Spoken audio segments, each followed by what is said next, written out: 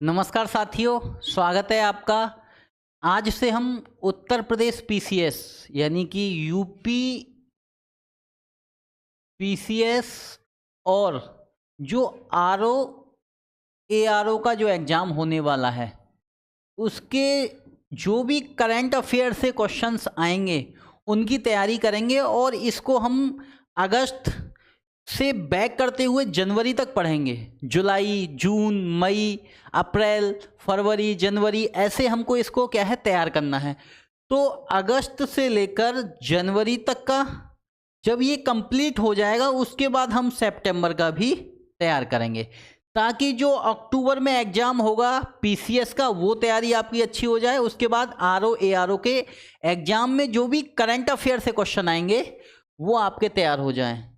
आपको मैं ये बताना चाहता हूँ कि जो करंट अफेयर है जैसे हम पहले पढ़ते थे वैसा पेपर में नहीं आने वाला है। अब करंट अफेयर का लेवल भी अच्छा हो गया है और उसी लेवल के अनुसार हमें क्या है अपने करंट अफेयर की तैयारी करनी है। तो चलिए आज से हम अपने करंट अफेयर की तैयारी करते हैं और ये क्लासेस आपको डेली रिकॉर्डेड मिलेंगी, क्योंकि लाइव होने के लिए सही समय क्या है मेरे पास नहीं है कि किस समय में उपलब्ध होता हूँ, उसी आधार पे क्या है हम इन्हें रिकॉर्ड करेंगे। तो चलिए चलते हैं। पहला है संयुक्त राष्ट्र सतत विकास रिपोर्ट। जो संयुक्त राष्ट्र की सतत विकास से संबंधित रिपोर्ट है 2024 की, यहाँ से भी क्या है बहुत महत्वपूर्ण है, यहाँ से क्वेश्चन आ सकते हैं। अब सवाल यह है कि क्वेश्चन का लेवल क्या होगा, कैसे आएंगे, तो इसको अभी ध्यान रखना है। पहले तो इस रिपोर्ट को निकालने वाली संस्था क्या है, वो है संयुक्त राष्ट्र सतत विकास समाधान नेटवर्क, जिसे SDSN कहते हैं, है ना। तो इसको भी आपको ध्यान रखना है। तो इस रिपोर्ट को कौन निकालता है? संयुक्त राष्ट्र सतत विकास समाधान नेटवर्क। इस रिपोर्ट में क्या है, इस रिपोर्ट में सबसे पहली बात तो ये 9वां संस्करण है। तो पूछा जा सकता है कौन सा है, तो 9वें नंबर का क्या है ये संस्करण है। इस बात पर प्रकाश डाला गया है। क्या प्रकाश डाला गया है, इसको देखना है कि विश्व संयुक्त राष्ट्र द्वारा 2015 में निर्धारित सतत विकास लक्ष्य, जो सस्टेनेबल डेवलपमेंट गोल थे, जो हमने कितने थे 17 सस्टेनेबल डेवलपमेंट गोल हमने जो है 2015 में क्या है निर्धारित किए थे, जिन्हें 2030 तक क्या है हमें पूरा करना था। उसके बारे में ये कहता है कि इन विकास लक्ष्यों को पूरा करने के लिए, यानी कि जो 2030 तक इन्हें पूरा करना था, प्राप्त करने की दिशा में हम काफ़ी पीछे हैं। यानी कि 2030 तक करना था, 2024 आ गया, अभी भी हम इतना पीछे हैं कि हम 2030 तक क्या है इनको पूरा नहीं कर पाएंगे। तो सबसे पहले इस रिपोर्ट में ये कहा गया है कि भैया जो 2015 में सस्टेनेबल डेवलपमेंट गोल 17 जो हमने निर्धारित किए थे उन्हें 2030 तक क्या है पूरा नहीं किया जा सकता, हम उसमें काफ़ी पीछे चल रहे हैं। और क्या महत्वपूर्ण बात है, जो 17 सस्टेनेबल डेवलपमेंट गोल थे, यहां से कई बार क्वेश्चन भी पूछा गया, एक बार देख लीजिए। पहला था कि गरीबी को जीरो करना है, शून्य गरीबी करना है, शून्य भुखमरी है। फिर क्या है, स्वास्थ्य और खुशहाली के लिए क्या है अच्छी स्वास्थ्य व्यवस्था होनी चाहिए, शिक्षा हो, गुणवत्तापूर्ण शिक्षा हो, लैंगिक समानता की बात करता है, और 10वां है असमानताओं में कमी, 11वां है संवहनीय एवं समुदाय। ये देखिए याद रखना है, ये आपको ध्यान रखिएगा, अरे ये तो है ही नहीं। तो संवहनीय शहर एवं समुदाय क्या है 11वां सस्टेनेबल डेवलपमेंट गोल है, और संवहनीय उपभोग और उत्पादन क्या है 12वां है। उसके बाद जलवायु कार्रवाई, जलवायु के लिए हम क्या कार्रवाई कर रहे हैं उस चीज़ को भी क्या है इसमें ध्यान रखना है। स्वच्छ जल है, सस्ती और प्रदूषण मुक्त क्या है ऊर्जा की बात की गई है, और उत्कृष्ट कार्य और आर्थिक वृद्धि कैसे होगी इसको लिए भी देखा गया है। उद्योगों में नवाचार क्या है, ये भी एक क्या है सस्टेनेबल डेवलपमेंट गोल है। और ये 14वां गोल है क्या आपका जलीय जीवों की सुरक्षा से संबंधित है। 15वां स्थलीय जीवों की जो सुरक्षा है उससे संबंधित है, और शांति व्यवस्था बनाए रखना है, और लक्ष्य हेतु सभी की क्या है भागीदारी है। तो इसको ऐसे मैंने बांटा हुआ है, आप ऐसे देखिएगा, ठीक है ना। तो ये डेवलपमेंट गोल हैं, इनको आपको ध्यान रखना है। और महत्वपूर्ण गोल है। यहाँ से क्वेश्चन आ गया है, वैसे इस बार आने की संभावना यहाँ से तो नहीं है कि कौन सा गोल कौन सा है, क्योंकि ये 2 बार क्वेश्चन पूछा जा चुका है। अब सवाल है कि जो ये गोल्स दिए गए थे 17 2030 तक थे, इनको अगर एवरेज परफॉर्मेंस की बात की जाए तो ये कहा जा रहा है कि इंडिया जो है इनको 100 साल में क्या है पूरा कर पाएगा, सस्टेनेबल डेवलपमेंट गोल को। तो ये इस रिपोर्ट में बहुत बड़ी बात कही है। इसमें कहा गया है कि जो सस्टेनेबल डेवलपमेंट गोल के लक्ष्य थे उनका केवल 16% ही क्या है पूरा कर पाए हैं। यहाँ से स्टेटमेंट आ जाएगा कि सतत विकास की जो रिपोर्ट 2024 में आई है उसके अनुसार सतत लक्ष्य जो थे हमारे सस्टेनेबल डेवलपमेंट गोल के लक्ष्य थे उनका कितना प्रतिशत, तो 16% क्या है हमने पूरा कर लिया है। अब यानी कि 84 बचा है और हमारे पास केवल 6 साल बचे हैं, क्योंकि 2030 तक करना था, 2024 में मात्र 16 ही कर पाए हैं। तो ये दिखाती है ये कि जो 84% की जो है प्रगति काफ़ी सीमित है और ये विपरीत दिखाई दे रही है। इससे लग रहा है कि ये पूरे नहीं हो पाएंगे। अगर हम नॉर्डिक देशों की बात करें तो वो एसडी लक्ष्यों को हासिल करने में क्या है आगे हैं, और फिनलैंड सबसे पहले नंबर पे है, जिसका स्कोर देखिए स्कोर से भी मैच करके आएगा, इधर लिख देगा देश और उनका स्कोर। तो ये ध्यान रखना, ये 16% क्या है पूरे ओवरऑल पूरे विश्व का है कि हमने अभी इतना लक्ष्य हासिल किया है। अगर नॉर्डिक देशों की बात करें तो फिनलैंड जिसका स्कोर है 86.4 ये पहले स्थान पर है। उसके बाद स्वीडन का भी स्कोर पूछा जा सकता है तो 85.5, और फिर डेनमार्क, और उसके बाद जर्मनी के बाद फ्रांस। तो पहले 3 का क्या है आपको स्कोर पता होगा तो आप जो है अगर मैचिंग में क्वेश्चन आएगा तो आप कर लेंगे। तो इस बात का ध्यान रखना है। तो फिर देख लीजिए फिनलैंड जो है इसका स्कोर है 86.4 पहले स्थान पर है, स्वीडन दूसरे स्थान पर 85.5, डेनमार्क तीसरे स्थान पर है 85 पे, और जर्मनी चौथे स्थान पर है 83.4। तो ये आपको पहले 4 पता होने चाहिए। सतत विकास लक्ष्यों को प्राप्त करने में ये 4 देश क्या हैं सबसे आगे हैं। सतत विकास रिपोर्ट जो है ये कहती है कि 160 देशों में शामिल भारत जो है 109वें नंबर पे है। तो ये महत्वपूर्ण बिंदु है, इसको आपको याद रखना है, ये पूछा जा सकता है। तो सतत विकास लक्ष्य की जो रिपोर्ट है 2024, भारत जो है 167 देशों में क्या है 109वें नंबर पे है। इसको थोड़ा सा डीपली इसलिए पढ़ा रहा हूं कि क्वेश्चंस जो है स्टेटमेंट बन के आएंगे तो यहां से आपकी गलत नहीं होनी चाहिए। भारत का एसडीजी सूचकांक अगर बात करें तो भारत का जो स्कोर है 63.99 है और भारत 109वें नंबर पे क्या है इन देशों में शामिल है। सबसे कम स्कोर वाले देश, ये भी क्वेश्चन पूछा है तो सबसे कम इधर से देखिएगा, सबसे कम है पहले मतलब सबसे लास्ट में है दक्षिणी सूडान जिसका स्कोर है 40.1 40.1। दूसरे नंबर पे है मध्य अफ्रीकी गणराज्य 44.2 और तीसरे पे है चाड ये नीचे से 45.1 और उससे ऊपर सोमालिया है और फिर यमन। तो इस तरीके से अगर आपसे पूछा जाए कि सबसे नीचे कौन है तो दक्षिणी सूडान है, इसका जो है स्कोर 40.1 है और मध्य अफ्रीकी गणराज्य 44.2। तो इस तरीके से अगर आप पढ़ोगे तो ये क्वेश्चन यहाँ से जो सतत विकास रिपोर्ट है 2024 की, यहाँ से क्वेश्चन आपका अगर आएगा तो गलत नहीं होगा।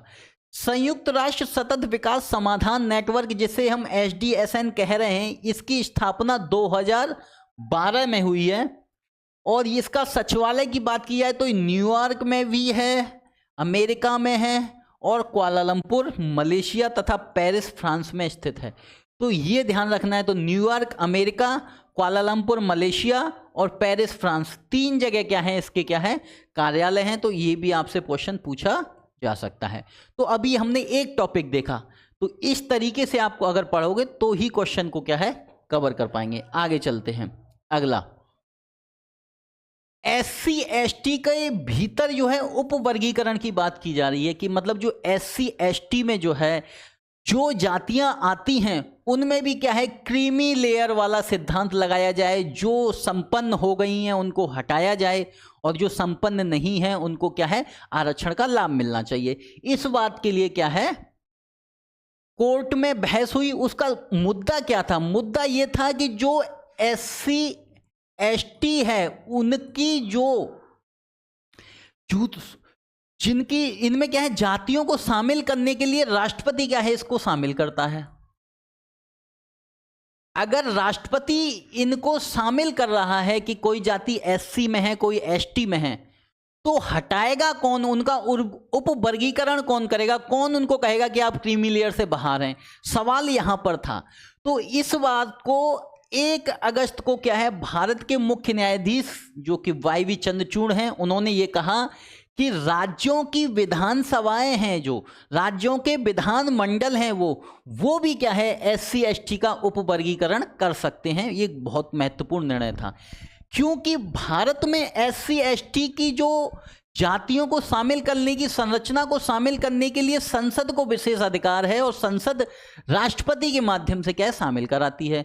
लेकिन अगर कोई राज्य अगर ऐसा करना चाहे कि वही हम जो है इस ST में इस जाति को नहीं रखना चाहते क्योंकि ये संपन्न हो गई है, तो भैया ऐसा करने के लिए क्या राज्य विधान मंडल काम कर सकते हैं? तो इन्होंने कहा कि हाँ, 7 न्यायाधीशों की एक पीठ लगी और उन्होंने कहा कि राज्य के विधान मंडल में राज्य विधानसभा और विधान परिषद दोनों आती हैं, के द्वारा अनुसूचित जाति और अनुसूचित जनजाति के भीतर उपवर्गीकरण संबंधी देने का फैसला क्या है, सुनाया।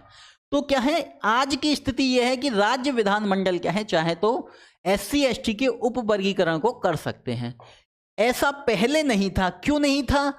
कि सर्वोच्च न्यायालय ने 2004 में EV चिनैया के फैसले, जो कि उस समय के क्या है, न्यायाधीश रहे थे, उन्होंने कहा था, क्या कहा था कि अनुसूचित जाति के आरक्षण का उपवर्गीकरण सरकारी नौकरियों में स्वीकार्य नहीं है। पहली बात तो उन्होंने ये कही कि उपवर्गीकरण मत करिए। कब? 2004 में। दूसरी बात ये कही उन्होंने कि अपने फैसले में कहा था केवल संसद, ना कि विधानमंडल यानी विधानसभाएं, अनुच्छेद 341 बहुत महत्वपूर्ण है, याद रख लेना, के तहत अनुसूचित जाति समझी जाने वाली जातियों को क्या है, राष्ट्रपति क्या है, सूची से बाहर कर सकते हैं और कोई नहीं। तो इसका फैसला ये था। इस फैसले को क्या है, इन्होंने बदल दिया। इन्होंने कहा कि अब राज्य विधानमंडल भी क्या है, कर सकते हैं। तो ये आपको एक ध्यान रखना है कि जो पहले का फैसला था 2024 में, EV चिनैया ने कहा था कि उपवर्गीकरण नौकरियों में नहीं किया जा सकता। दूसरा, संसद ही ऐसा कार्य कर सकती है, किसी जाति को शामिल करना है या किसी जाति को बाहर करना है। लेकिन इन्होंने इसके फैसले को, जो कि 6 के मुकाबले 1 मत वाले फैसले से खारिज कर दिया। मतलब इस फैसले को जो है 7 न्यायाधीशों की बेंच लगी, ठीक है ना, उन्होंने क्या है, इसको खारिज कर दिया। और अब आज की स्थिति क्या है? आज की स्थिति है कि राज्य विधानमंडल भी उपवर्गीकरण कर सकते हैं। तो ये भी एक महत्वपूर्ण न्यूज थी। आगे चलते हैं। विश्व शिल्प शहर, वर्ल्ड क्राफ्ट सिटी, यहां से बहुत महत्वपूर्ण है, यहां से क्वेश्चन आने की पूरी संभावना देख लीजिएगा, पेपर में जरूर आएगा यहां से क्वेश्चन। जम्मू कश्मीर की राजधानी श्रीनगर को क्या है, एक समारोह हुआ था, कहां पे, श्रीनगर को क्या है, विश्व शिल्प परिषद अंतरराष्ट्रीय से क्या है, विश्व शिल्प शहर, वर्ल्ड क्राफ्ट सिटी का क्या है, प्रमाण पत्र मिल गया है। अब सवाल उठता है कि भारत में ऐसे कितने शहर हैं जिनको वर्ल्ड क्राफ्ट सिटी का प्रमाण पत्र मिला है? अभी फिलहाल में तो किसको, श्रीनगर को मिला है, जम्मू कश्मीर के। चलिए देखते हैं कितने हैं। विश्व शिल्प परिषद की जो शिल्प सूची में भारत में कश्मीर जो है, कश्मीर का कौन सा, श्रीनगर, वो 4था शहर बना है। इससे पहले राजस्थान का जयपुर, तमिलनाडु का मामल्लापुरम 2015 में और कर्नाटक के मैसूर को 2018 में क्या है, इस सूची में शामिल किया गया था। तो ये आपको बहुत ध्यान रखना है, यहाँ से महत्वपूर्ण है कि भैया 4 शहर भारत के वर्ल्ड क्राफ्ट सिटी में शामिल हैं। पहला है राजस्थान का जयपुर, दूसरा है तमिलनाडु का मामल्लापुरम, और तीसरा है कर्नाटक का मैसूर, और चौथा अभी हाल ही में शामिल हुआ है जम्मू कश्मीर का श्रीनगर। तो इसको ध्यान रखना। विश्व शिल्प परिषद अंतरराष्ट्रीय, इसके बारे में भी थोड़ी बहुत जानकारी होनी चाहिए, क्योंकि सेंटेंस में क्या है एक ये भी डाल दिया जाएगा। वीसीसी इंटरनेशनल इसको नाम दिया गया है, कि जो स्थापना है 1964 में हुई थी। सुश्री एलन ओसबर्ग विंटरलिन वेव ने, सुश्री मार्गेट मेरविन पैच ने, और सुश्री कमला देवी चट्टोपाध्याय के, इनके द्वारा क्या है इसकी स्थापना की गई थी। विश्व शिल्प परिषद अंतर्राष्ट्रीय एक क्या है गैर लाभकारी संगठन है, नॉन प्रॉफिट ऑर्गेनाइजेशन है। इसको आपको क्या है ध्यान रखना। तो महत्वपूर्ण है, यहाँ से भी क्या है क्वेश्चन पूछा जा सकता है। इसको डीप क्यों कर रहे हैं, क्योंकि यहाँ से क्वेश्चन सेंटेंस में भी क्या है आपके लिए आएगा, तो आपका गलत नहीं होना चाहिए। चलिए आगे चलते हैं। मूल्य निगरानी प्रणाली, मतलब ये कि भारत में कुछ फसलें हैं, कुछ सब्जियां हैं, उनके प्राइस जो है क्या है वेरिएशन होता रहता है। बाजार में देखो क्या है, प्याज कभी 100 रुपये के जी, 200 रुपये के जी, टमाटर 200 के जी। तो उनको निगरानी में रखने के लिए एक प्रणाली है जिसको MPS सिस्टम, जो मोबाइल ऐप है, इसका क्या है एक वर्जन है मोबाइल ऐप का 4.0, इसको क्या है अभी लॉन्च किया गया है। इस मूल्य निगरानी प्रणाली को लॉन्च किया गया है किसके द्वारा, केंद्रीय उपभोक्ता मामलों के मंत्री हैं कौन, प्रहलाद वेंकटेश जोशी। सरकार के उपभोक्ता मामलों के विभाग ने क्या है 1 अगस्त को ये नया जो वर्जन लॉन्च किया है, इसमें 16 अतिरिक्त वस्तुओं को क्या है शामिल किया गया है। मतलब ये हुआ कि जो मोबाइल वर्जन 3.0 चल रहा था उसमें पहले कुछ वस्तुएं थीं, अब नया वर्जन लाए कौन सा 4.0, इसमें ये पहले की थी वो तो जुड़ी और इसमें 16 वस्तुएं और जुड़ गई। तो अब टोटल कितनी हो गई इसको भी देखते हैं। तो मूल्य निगरानी प्रणाली समझ में आया आपको। तो क्या है जो खाद्य वस्तुएं हैं उनके प्राइस को क्या है कंट्रोल किया जाए, उनको निगरानी रखी जाए, इसके लिए क्या है ये ऐप वर्जन चालू किया है। दैनिक मूल्यों की निगरानी, यानी कि पर डे जो होता है मूल्यों में बदलाव, कई फ्लैक्चुएशन ज़्यादा और कम होता है, उनको निगरानी करने के लिए पहले क्या है 16 शामिल थी। यानी 3.1 जो 3.0 था उसमें पहले 22 शामिल थी, सॉरी 16 नहीं 22, और अब क्या है कुल 38 कैसे हो गई, 16 और इसमें क्या है शामिल कर ली गई हैं। तो इस तरीके से आज की स्थिति ये है कि भारत में दैनिक मूल्यों की निगरानी प्रणाली में 16 की जगह, वो 22 की जगह अब 38 वस्तुएं क्या है खाद्य शामिल में शामिल हैं। तो जो नई 16 जोड़ी गई हैं वो कौन कौन सी हैं, देखिए बाजरा है, ज्वार है, रागी है, सूजा यानी गेहूं कोई कहते हैं, मैदा है, बेसन है, घी है, मक्खन है, बैंगन, अंडा, काली मिर्च, धनिया है, जीरा है, लाल मिर्च है, हल्दी पाउडर और केला इसमें क्या है शामिल किया गया है। तो बहुत महत्वपूर्ण है, यहां से भी क्वेश्चन पूछा जा सकता है। आगे चलते हैं। भारत विश्व स्वास्थ्य संगठन यानी कि जो WHO है और भारत है, इन दोनों ने एक ग्लोबल पारंपरिक चिकित्सा केंद्र का निर्माण किया है। कहां पर, जामनगर। जामनगर कहां है भैया, गुजरात में। तो गुजरात के जामनगर में WHO के द्वारा क्या है भारत के साथ मिलकर ग्लोबल पारंपरिक चिकित्सा केंद्र का क्या है संचालन किया जाएगा। कब, 10 वर्षों के लिए, 2022 से 32 तक। और इस अवधि में कितने डॉलर यानी कि 85 मिलियन अमेरिकी डॉलर का क्या है WHO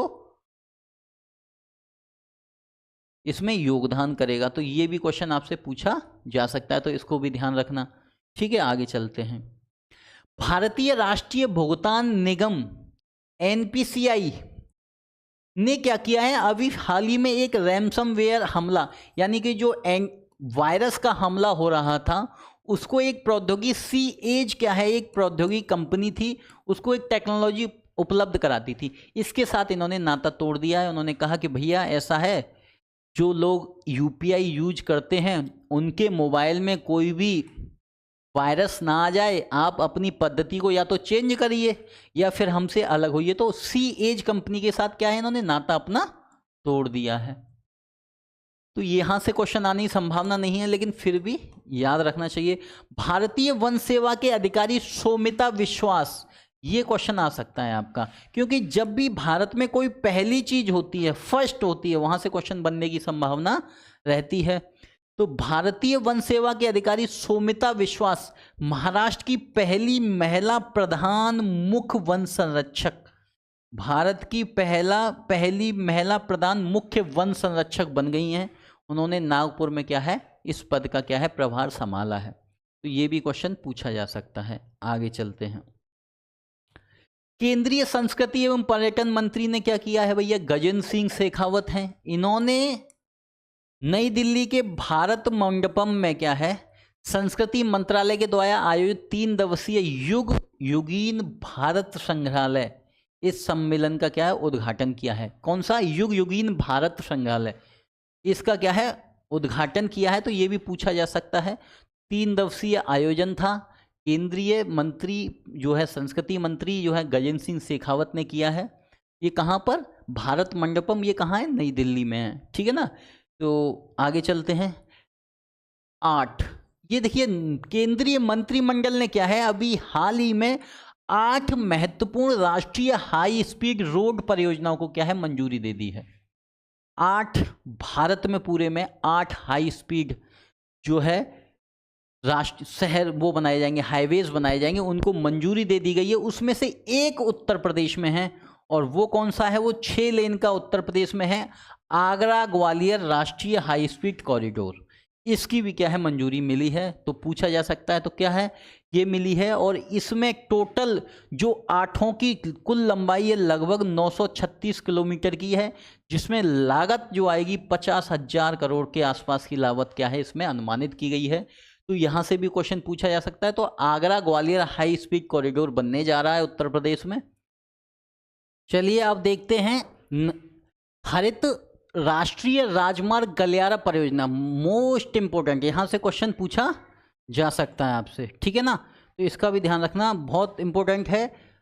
हरित राष्ट्रीय राजमार्ग परियोजना इंपॉर्टेंट है ये। तो इसमें क्या है, जो भी ऐसे प्रोजेक्ट जिसमें एनवायरनमेंट और ग्रीनरी को लेकर प्रोजेक्ट बनाए जाते हैं वो बहुत महत्वपूर्ण हो जाते हैं। तो green national highway corridor project है। इस प्रोजेक्ट को कौन संचालित करेगा, पहले तो ये पता होना चाहिए, भारत सरकार और विश्व बैंक। कौन कौन, भारत सरकार और विश्व बैंक।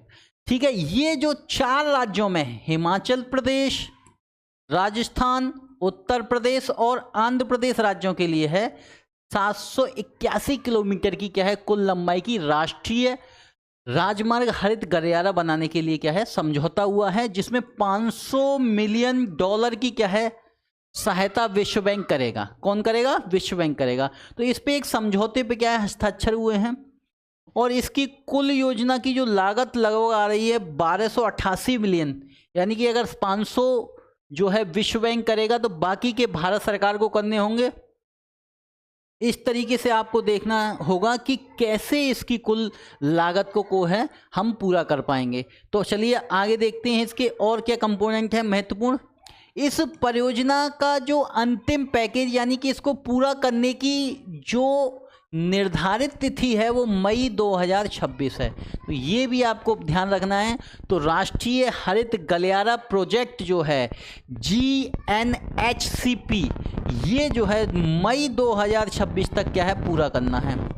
2026 तक इसकी परियोजना की कुल लागत की बात की जाए तो $1288 मिलियन लगभग है। ठीक है ना। तो इसको ध्यान रखिएगा आप। आगे चलते हैं, अगला टॉपिक, बीबी साहिबा की मस्जिद।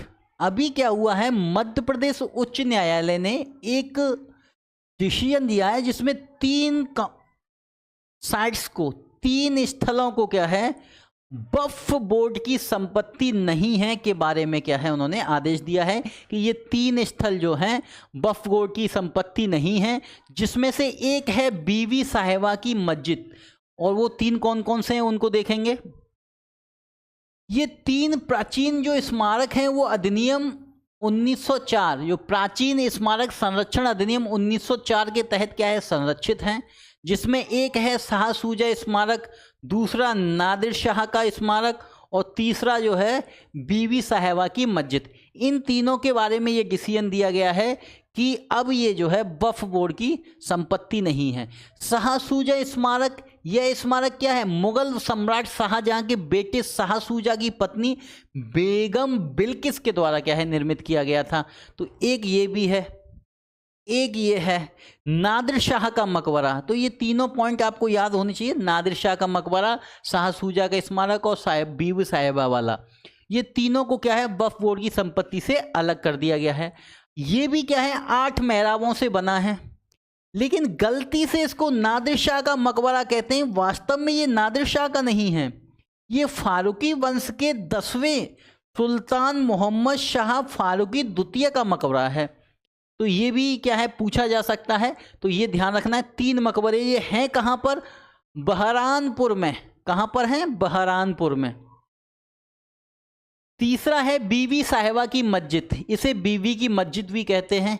इसे भी क्या, ये गुजरात के सुल्तान थे मुजफ्फर शाह द्वितीय, उनकी बेटी रानी बेगम रकैया ने बनवाया था। और ये जो है बीबी साहिबा की मस्जिद भी क्या है अब वक्फ बोर्ड की संपत्ति नहीं है। तो ये तीनों पॉइंट आप ध्यान रखना।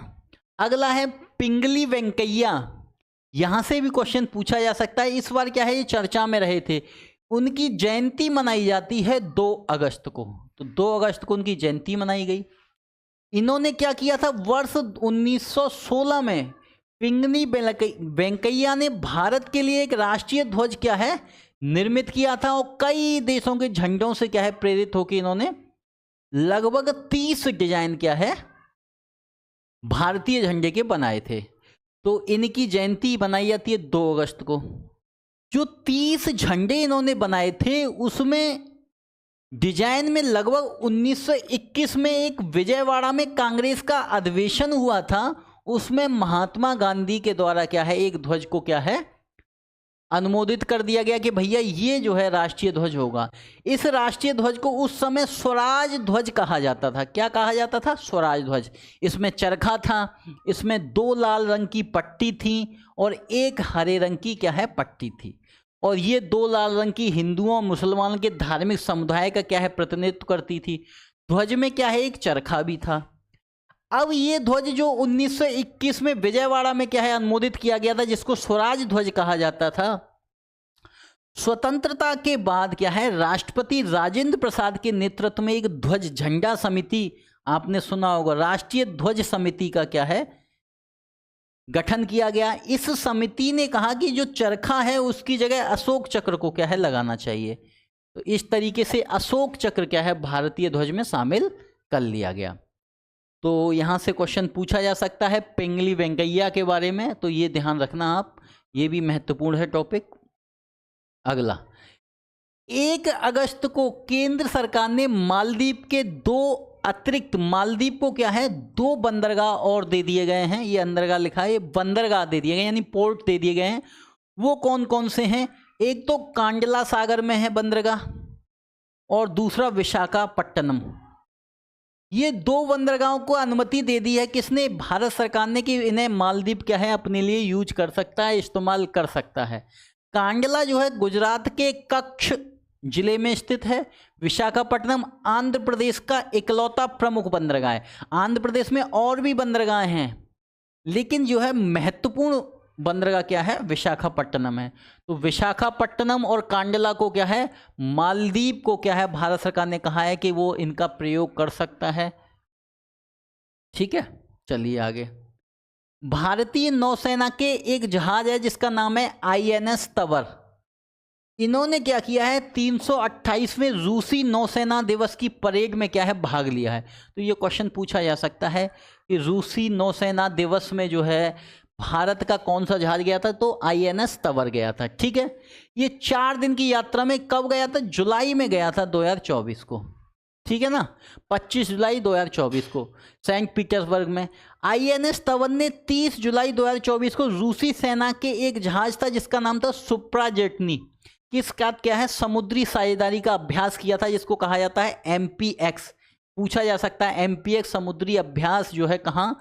तो सबसे पहले सेंट पीटर्सबर्ग में हुआ, रूसी सेना और भारतीय सेना के साथ हुआ। तो ये महत्वपूर्ण है। अगला आईएनएस नौसेना का एक और पनडुब्बी है नौसेना की, जिसका नाम है आईएनएस साल्की। ये क्या है, कोलंबो की यात्रा पे गई है। तो पूछा जा सकता है कि कौन सी अभी हाल ही में पनडुब्बी कोलंबो की यात्रा की थी, या फिर पूछेगा कि पनडुब्बी आईएनएस साल्की ने किस देश की अभी हाल ही में क्या है यात्रा की, अगस्त में यात्रा की। ठीक है, तो उसका आंसर क्या होगा, कोलंबो यानी श्रीलंका। 2 अगस्त को तुर्की ने क्या किया है, महत्वपूर्ण एक काम किया, जो इंस्टाग्राम जिसे हम चलाते हैं उस पे क्या है बैन लगा दिया है। तुर्की ने क्या है इंस्टाग्राम पे बैन लगा दिया। इंस्टाग्राम की शुरुआत जो है केविन स्ट्रॉम और माइक क्रेगन के द्वारा 2010 में की गई थी। तो इंस्टाग्राम की स्थापना 2010 में की गई थी। 2012 में क्या है इसे मार्क जुकरबर्ग की कंपनी ने इसको खरीद लिया था। तो इंस्टाग्राम पे बैन लगाने वाला देश कौन, तुर्की है। और इसके बारे में और जानकारी ये है, 2 अगस्त को जॉन इब्राहिम ने क्या किया है, गोवा एसेस रेसिंग टीम के क्या है मालिकाना हक। अभी भारत में क्या है रेसिंग कराने के लिए टीमों के मालिक जो बने हैं उसमें जॉन इब्राहिम है, जिन्होंने गोवा एसेस रेसिंग टीम को क्या है खरीदा है। ये मोटर्स इवेंट होगा, रेसिंग फेस्टिवल 2024 में क्या है ये भाग लेगी। और ये भारत की इकलौती 4 व्हील रेसिंग लीग है। जैसे आईपीएल होता है, आईसीएल होता है, वैसे ही जो रेसिंग के लिए क्या है अब लीग होने वाली है 4 व्हील रेसिंग लीग। ये दुनिया की पहली जेंडर न्यूट्रल रेसिंग होगी। मतलब इसमें महिला और पुरुष दोनों को समानता का अधिकार दिया गया है, कोई भी क्या है इसमें पार्टिसिपेट कर सकता है। तो क्या है गोवा एसेस रेसिंग टीम के मालिक कौन बने हैं, जॉन इब्राहिम। तो यहाँ पे ये भी क्वेश्चन पूछा जा सकता है। अगला, पेरिस ओलंपिक 2024 में हुए हैं, हो भी गए हैं, समाप्त भी हो गए। उसमें जो भारतीय पदक विजेता होंगे उनको एमजी विंडसर कार को उपहार में देने के लिए क्या है जीएसडब्ल्यू ग्रुप ने घोषणा की है। कौन है वो, चेयरमैन इसके सज्जन जिंदन ने कहा है कि भैया ओलंपिक विजेताओं को हम क्या है एमजी विंडसर कार देंगे। तो ये भी एक महत्वपूर्ण टॉपिक है।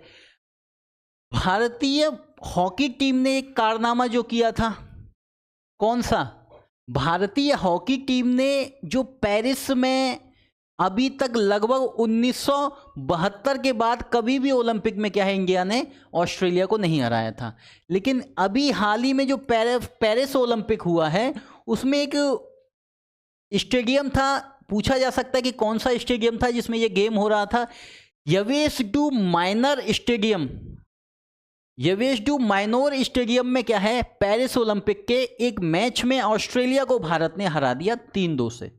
ये महत्वपूर्ण जीत इसलिए भी है कि 1972 के बाद भारत ने इसको क्या है 2024 में ओलंपिक में हराया है। तो ये एक महत्वपूर्ण उपलब्धि थी, तो भारतीय टीम को मिली। और अंत में भारत ने क्या है एक कांस्य पदक इसमें क्या है जीता था। आपको पता ही है, जब हम ओलंपिक के पूरे डिटेल को पढ़ेंगे तब इसमें क्या है पूरा अंदर जाएंगे। लेकिन महत्वपूर्ण है, यहाँ से क्वेश्चन अगर पूछ लिया गया तो स्टेडियम का नाम आपसे पूछ लेगा कि किस स्टेडियम में वो मैच खेला गया था। International conference on agriculture economist, यानी कि international conference of agriculture economics पे जो है ICAE 2024 जो है कहाँ हुई है। तो पहली बात तो ये अगस्त में हुई है और भारत में हुई है। इसका 32वां एडिशन था, ठीक है ना, ये दिल्ली में। तो दिल्ली में international conference of agriculture economist का क्या है उद्घाटन किया भारत के प्रधानमंत्री के द्वारा किया गया। तो ये महत्वपूर्ण है। तो 32वां एडिशन था, नई दिल्ली में हुई थी। इसमें महत्वपूर्ण बातें क्या थी, इस साल का जो कॉन्फ्रेंस का विषय था, जो थीम थी, वो transformation towards sustainable agri food system था। ये आपसे पूछा जाएगा कि international conference of agriculture economist का जो विषय था वो क्या था, ये पूछ लेगा आपसे। तो transformation towards sustainable agri food system. यह कॉन्फ्रेंस दुनिया भर में जो जितने भी देश होते हैं वो खेती से जुड़ी जो भी समस्याएं और उनके समाधान की क्या है खोजने के लिए एक साथ क्या है बैठक करते हैं। भारत में इसका आयोजन 65 साल बाद हुआ है। तो यानी कि इससे पहले 65 साल बाद पहले जो है भारत में आयोजन हुआ था। तो आज इसका आयोजन जो हुआ है अगस्त में, और ये ध्यान रखना ये भी पूछा जा सकता है कब, तो 2 अगस्त से 7 अगस्त तक क्या है, ये 32वीं international conference on agriculture economist पे क्या है कॉन्फ्रेंस थी, जो कि भारत में हुई थी। इसका विषय क्या था ये भी आपको याद रखना है। आगे चलते हैं। WTO की व्यापार सांख्यिकी 2023 की रिपोर्ट। WTO की रिपोर्ट से क्या है क्वेश्चन आते हैं, करंट अफेयर के काफ़ी क्वेश्चंस आते हैं। यहाँ सबसे बड़ी बात यह है कि जो वर्ल्ड ट्रेड ऑर्गेनाइजेशन से जो 10 देश बताए हैं, उन 10 देशों में से मात्र 3 देश हैं जिनके व्यापार में क्या है वृद्धि हुई है पिछली साल से। बाकी के सभी में क्या है व्यापार में कमी आई है, और ओवरऑल देखी जाए तो विश्व के व्यापार में कमी आई है। तो सबसे बड़ी महत्वपूर्ण ये रिपोर्ट होगी। भारत ने 2023 में कृषि उत्पादों की दुनिया के 8वें सबसे बड़े निर्यातक के रूप में क्या है अपनी स्थिति बरकरार रखी है। यानी कि 2022 में भी अगर हम एग्रीकल्चर प्रोडक्ट्स के निर्यात की बात करते हैं, एग्रीकल्चर प्रोडक्ट के निर्यात की बात करें, तो 2022 में भी भारत 8वें नंबर पे था, और 2023 में भी भारत क्या है 8वें नंबर पे है। शीर्ष 10 निर्यातक देश की अगर बात करें, उनमें से 7 ऐसे देश हैं जिनके निर्यात में क्या है कमी आई है। यानी कि जो पहले 10 देश थे उनके 7 में क्या है कमी आई है, और ओवरऑल देखें तो पूरे विश्व में कृषि निर्यात में क्या है कमी आई है। जो WTO की व्यापार सांख्यिकी जो रिपोर्ट आई है, इसमें बताया गया है कि शीर्ष 10 जो शीर्ष वाले थे उनमें केवल 3 देश ऐसे थे, जो ब्राज़ील था, यूरोपियन संघ था और थाईलैंड था, ने क्या है अपने कृषि निर्यात में वृद्धि की है। बाकी के सभी के कृषि निर्यात में क्या है कमी आई है। तो चलिए आगे देखते हैं। ये यहाँ पर देख रहे होंगे ये लाइन चली आ रही है, और जो 2023 में क्या है निर्यात में कोई खासा वृद्धि दिखाई नहीं दे रही है, और पहले की अपेक्षा क्या है कमी भी आई है। तो ये बहुत महत्वपूर्ण था। ब्राजील ने 6% की वृद्धि की। अभी हमने पढ़ा कि 3 देश जो हैं कौन कौन से थे। पहला ब्राजील, अभी देख लीजिए यहाँ पर ब्राजील, यूरोपियन संघ और थाईलैंड, मात्र 3 देश हैं जिनके व्यापार में क्या है एग्रीकल्चर प्रोडक्ट, जिनके बेचे गए निर्यात में क्या है वृद्धि हुई है। तो ब्राजील के व्यापार में 6% की वृद्धि हुई है, और उसका तीसरा स्थान है।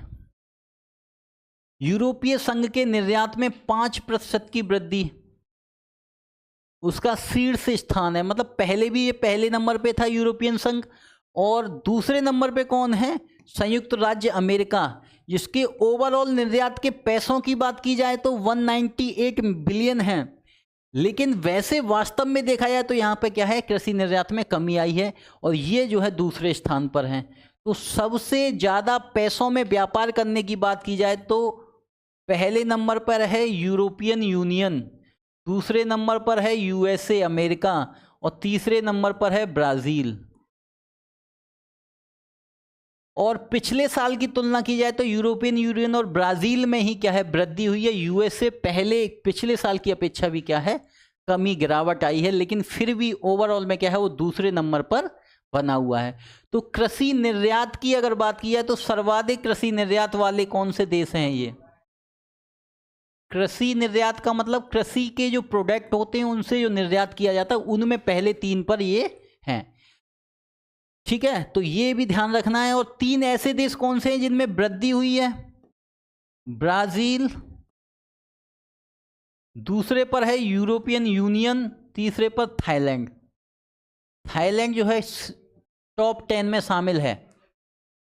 ठीक है, इनकी पिछली साल की अपेक्षा इनमें वृद्धि हुई है, तो ये भी आप ध्यान रखिएगा।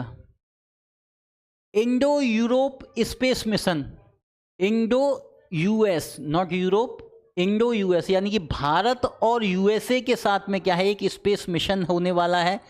तो इंडो US स्पेस मिशन के लिए क्या है अपना एस्ट्रोनॉट भारत ने सेलेक्ट कर लिया है कि हम किस को जो है इस स्पेस मिशन के लिए भेजेंगे, और इसरो ने इसके लिए क्या है शुभांशु शुक्ला को क्या है सेलेक्ट किया है। ये भारत के अंतरिक्ष यात्री होंगे जो इंडियन और USA, जो भारत और USA जो है अपना स्पेस में मिशन भेजेगा, उसमें क्या है ये अंतरिक्ष यात्री होंगे और इनके बैकअप के तौर पर कैप्टन प्रशांत नायर को क्या है चुना गया। तो ये दोनों व्यक्तियों का आपको ध्यान रखना है, कैप्टन प्रशांत नायर और शुभांशु शुक्ला। तो पहले तो याद रखना कि प्राइम तो यही है, शुभांशु शुक्ला। मानव अंतरिक्ष उड़ान के लिए क्या है, एक्सोम 4 का क्या है उड़ान भरी जाएगी, जिसको हम नाम दे रहे हैं एक्सोम 4 मिशन। ये एक्सोम 4 मिशन, यहां से क्वेश्चन क्या आएगा, पहले तो इंडिया और यूएसए के मिशन हैं और इसके लिए शुभांशु शुक्ला क्या है भारत की तरफ से एक अंतरिक्ष यात्री होंगे। 23 वर्षीय जो शुभांशु हैं फाइटर पायलट हैं और लगभग इन्हें 2000 से अधिक घंटे की उड़ान भरने का क्या है अनुभव है, इसीलिए इसको क्या है इनको शामिल किया गया इसके लिए। तो यहाँ से क्वेश्चन जरूर पूछा जाएगा, ये महत्वपूर्ण साइंस एंड टेक से हमेशा क्वेश्चन रहता है। तो ये मिशन भी पूछा जाएगा कि एक्सोम 4 मिशन किन 2 देशों की परियोजना है। मानव अंतरिक्ष यान यानी कि मानव को अंतरिक्ष में ले जाने का मिशन है एक्सोम 4, ठीक है ना। आगे चलते हैं। रोहन बोपन्ना, इन्होंने संन्यास ले लिया है। ये कौन थे, भारत के टेनिस खिलाड़ी थे। इन्होंने क्या है संन्यास ले लिया है। पेरिस ओलंपिक 2024 से ये क्या है बाहर हो गए थे, तो इन्होंने कहा कि अब जो है अंतर्राष्ट्रीय प्रतियोगिताओं से मुझे संन्यास ले लेना चाहिए। तो ये याद रखना कि भारत के किस टेनिस खिलाड़ी ने, तो रोहन बोपन्ना ने क्या है संन्यास ले लिया है। वर्ल्ड वाइड वेब WWW दिवस कब मनाया जाता है, ये क्वेश्चन पूछा है। तो 1 अगस्त को वर्ल्ड वाइड वेब दिवस मनाया जाता है। वर्ल्ड वाइड वेब इंटरनेट पर जानकारी का एक विशाल संग्रह है, यानी कि वेब वर्जन जैसे हम कहते हैं, जैसे वेबसाइट है। इसकी शुरुआत जो कब हुई थी, तो 1989 में ब्रिटिश कंप्यूटर वैज्ञानिक टिम वर्नर्स ली के द्वारा क्या है इसकी शुरुआत की गई थी। और 1 अगस्त को प्रत्येक साल क्या है वर्ल्ड वाइड वेब दिवस मनाया जाता है। तो यहाँ से भी एक क्वेश्चन पूछा जा सकता है, तो इसको भी ध्यान रखना है। चलिए अगला अन्य महत्वपूर्ण तथ्य जो है, एक बहुत ही महत्वपूर्ण, भारत और वियतनाम ने क्या किया है, एक क्या है समझौता किया है कि गुजरात के लोथल में, गुजरात का जो लोथल स्थल है वहां पर राष्ट्रीय समुद्री विरासत परिसर बनाएंगे। क्या बनाएंगे, राष्ट्रीय समुद्री विरासत परिसर बनाएंगे। कौन, भारत और वियतनाम मिलकर। कहां पर, गुजरात के लोथल में। इसमें होगा क्या, पहले तो ये देखो कि ये परियोजना 2022 में शुरू हो गई और इसमें लगभग 4500 करोड़ रुपए का क्या है लागत आएगी। इसमें होगा क्या, राष्ट्रीय समुद्री विरासत है कि मतलब ये थीम होगी लोथल पे, जिसमें मनोरंजन आप कर सकेंगे, पार्क होगा, उसके बाद समुद्री थीम पे पार्क होंगे, समुद्र में जाने के लिए आपको आउटिंग के लिए मिलेगा, जलवायु की थीम होगी और जितनी भी संस्कृति साहसिक कार्य जो समुद्र में किए जाते हैं उन्हें भी आप वहां पर कर सकेंगे। तो पूरा का पूरा राष्ट्रीय समुद्री विरासत परिषद होगा, जहां पर मनोरंजन के साथ साथ क्या है, भारत की हड़प्पा काल से लेकर आज तक की जितनी भी समुद्र की विरासत है उसको क्या है सजाया जाएगा, वो गैलरी में आपको देखने को भी मिलेगी। तब ये बन जाएगा तो एक भारत में, गुजरात में लोथल क्या है एक टूरिस्ट डेस्टिनेशन में और एक महत्वपूर्ण कदम प्राप्त करेगा। तो ध्यान रखिएगा, तो ये भारत और वियतनाम दोनों मिलकर इस कार्य को कर रहे हैं। अगला चलते हैं। सर्वोच्च न्यायालय द्वारा एक विशेष लोक अदालत का आयोजन किया गया। ये पूछा जा सकता है क्योंकि पहली बार क्या है सर्वोच्च न्यायालय के द्वारा विशेष लोक अदालत का क्या है आयोजन किया गया है। ये आयोजन नई दिल्ली में 29 जुलाई से 3 अगस्त तक का क्या है किया गया। क्यों, 75वीं वर्षगांठ थी किसकी, सर्वोच्च न्यायालय की स्थापना की, इसलिए क्या है विशेष लोक अदालत का क्या है गठन किया गया। तो चलिए अब आगे चलते हैं। वेनेजुएला, वेनेजुएला की जो राष्ट्रीय चुनाव परिषद है उसने निकोलस मादुरो को दोबारा से क्या है राष्ट्रपति चुनाव जीतने के बाद घोषणा की है कि निकोलस मादुरो जो हैं वेनेजुएला के दोबारा से क्या है राष्ट्रपति बनने वाले हैं। वह 2025 से लेकर 2031 तक क्या है राष्ट्रपति बनेंगे। तो पूछा जा सकता है निकोलस मादुरो जो है किस देश के राष्ट्रपति हैं, तो वेनेजुएला के बनने वाले हैं। ठीक है, एशियाई विकास bank ADB, Asian development bank ने क्या है, भारत के 8 राज्यों के 100 शहरों में, 8 राज्यों के 100 शहरों को क्या है, ठोस अवशिष्ट प्रबंधन के रूप में स्वच्छ करने के लिए क्या है, समझौता किया है और लगभग $200 मिलियन का क्या है, खर्चा देने की बात कही है। और ये खर्चा जो है, इसका वित्त पोषण स्वच्छ भारत मिशन 2.0 के तहत क्या है, भारत की जो भी नगर पालिकाएं हैं उनको मिलने वाला है। तो नगर पालिकाओं के द्वारा जो अपशिष्ट प्रबंधन कार्यक्रम है उसमें महत्वपूर्ण कार्य क्या है, एशियाई विकास बैंक क्या है, अपना पैसा दे रहा है। कितना, $200 बिलियन, $200 मिलियन। तो ये 100 शहरों के लिए दिया जाएगा और 8 राज्यों के लिए दिया जाएगा। ये भी एक महत्वपूर्ण है। हर साल 1 अगस्त को राष्ट्रीय पर्वतारोहण दिवस मनाया जाता है। तो ये भी पूछ सकता है आपसे, तो इसको भी ध्यान रखना।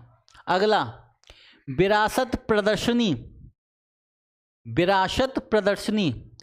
10वें राष्ट्रीय हथकरघा दिवस जो है कब मनाया जाता है, तो 7 अगस्त को। कब, 7 अगस्त को प्रत्येक साल हथकरघा दिवस मनाया जाता है। तो 7वां बनाया गया था इस बार। तो उसमें एक प्रदर्शनी थी, विरासत प्रदर्शनी का आयोजन भी किया गया 3 अगस्त को।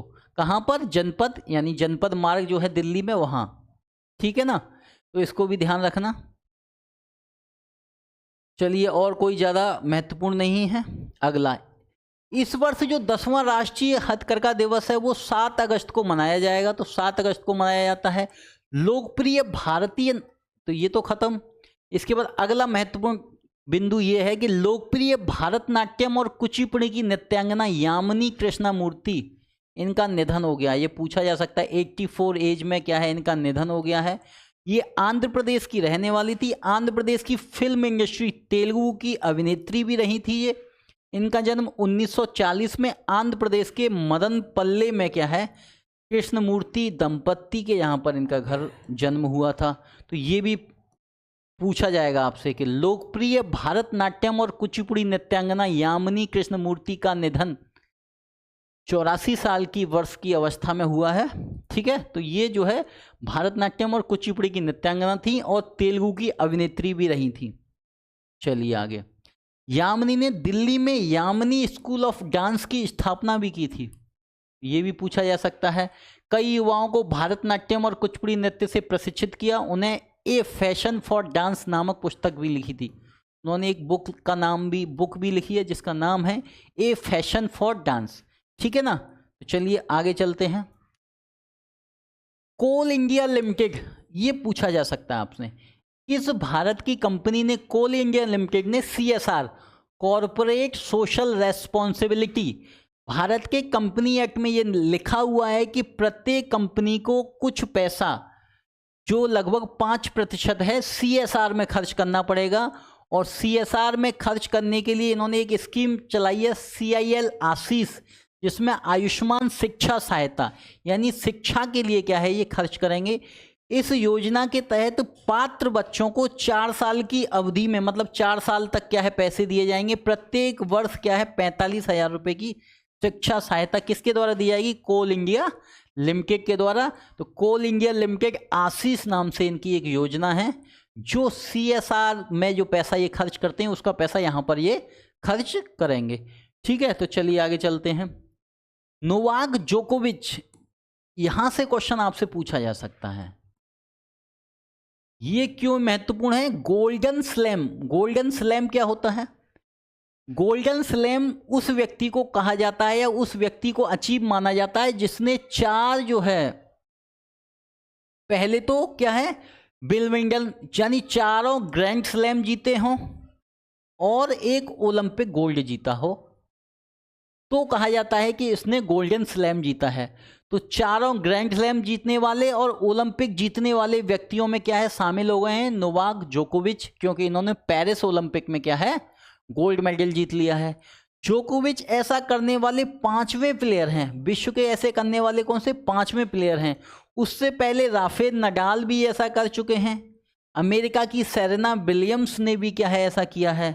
अमेरिका का ये आंद्रे अगाशी, ये बहुत अच्छे टेनिस खिलाड़ी थे, इन्होंने भी ये किया है। और जर्मनी के स्टेफी ग्राफ ये काम कारनामा कर चुके हैं, जो अपने ग्रैंड स्लैम के साथ साथ क्या है, ओलंपिक में भी गोल्ड जीते हैं। तो गोल्डन स्लैम जीतने वाले 5वें नंबर के खिलाड़ी बने हैं नोवाक जोकोविच। तो ये 4 पता होने चाहिए पहले आपको। तो कौन है? Rafael Nadal, Serena Williams, Andre Agassi और स्टेफी ग्राफ। जोकोविच के कैरियर का पहला गोल्ड मेडल है, उन्होंने 24 ग्रैंड स्लैम भी जीते हैं और 2008 में सबसे पहला इन्होंने ग्रैंड स्लैम जीता था और 2024 में इन्होंने अपना क्या है, ओलंपिक गोल्ड मेडल भी जीत लिया है। इस तरीके से इन्होंने गोल्डन स्लैम जीतने वाले 5वें खिलाड़ी बन गए हैं। तो ठीक है, आगे चलते हैं। राष्ट्रपति हमारी द्रौपदी मुर्मू ने फिजी की यात्रा की है। फिजी एक देश है, द्वीप है, वहाँ की यात्रा की है, वहाँ की राजधानी सुबा पहुँची हैं। भारत के किसी राष्ट्रपति की यह पहली फिजी यात्रा है। सोचने वाली बात है कि भारत का कोई भी राष्ट्रपति आज तक फिजी की यात्रा पर नहीं गया। तो भारत की पहली राष्ट्रपति बन गई हैं द्रौपदी मुर्मू, जिन्होंने फिजी की यात्रा की है। उन्हें फिजी के द्वारा उनका जो सर्वोच्च नागरिक सम्मान है, companion of the order of Fiji, इससे क्या है, सम्मानित किया गया है। तो फिजी की यात्रा की है। कब की है? इन्होंने अगस्त में क्या है, यात्रा की है। तो ये भी ध्यान रखना है।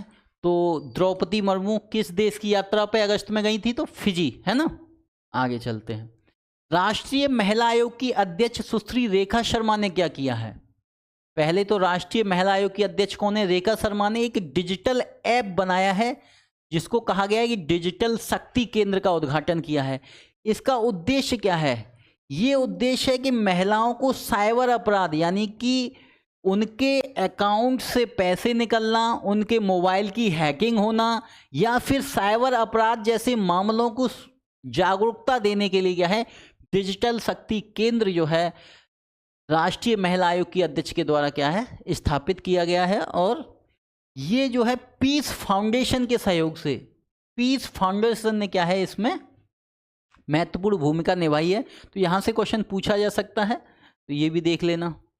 संचार मंत्री ज्योति आदित्य राज सिंधिया और युवा मामलों के मंत्री मनसुख मांडविया ने क्या है, पेरिस में जो ओलंपिक हो रहे हैं, 33वें ओलंपिक कहाँ हो रहे हैं? पेरिस में।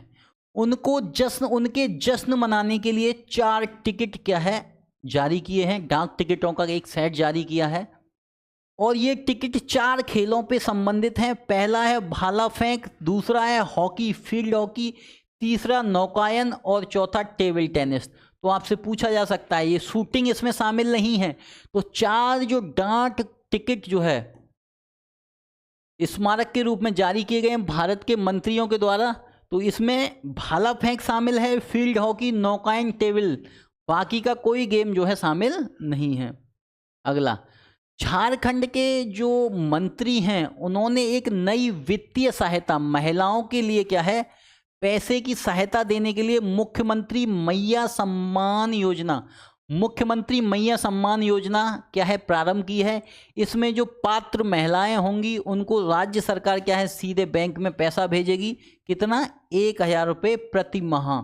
इसका मतलब 12,000 रुपया सालाना उनको क्या है, पैसा मिलने वाला है। तो 1000 रुपया प्रति माह क्या है, मुख्यमंत्री मैया सम्मान योजना जो झारखंड की है, वो हेमंत सोरेन के द्वारा क्या है, प्रारंभ की गई है। तो यहाँ से भी क्वेश्चन पूछा जा सकता है। प्रत्यक्ष लाभ अंतरण डीबीटी, मतलब डायरेक्ट उनके खाते में क्या है, पैसा भेजा जाएगा।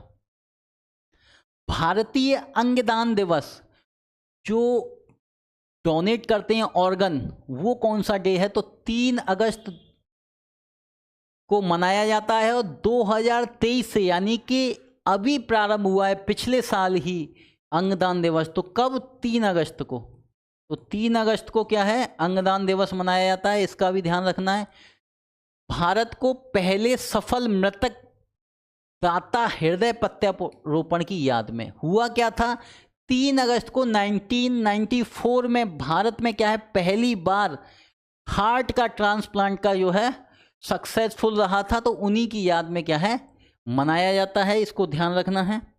चलिए, तो ये आपकी महत्वपूर्ण करंट अफेयर की क्लास थी। अगली क्लास अब बाद में होगी, अगली क्लास होने वाली है आपकी जो कल मिलेगी आपको।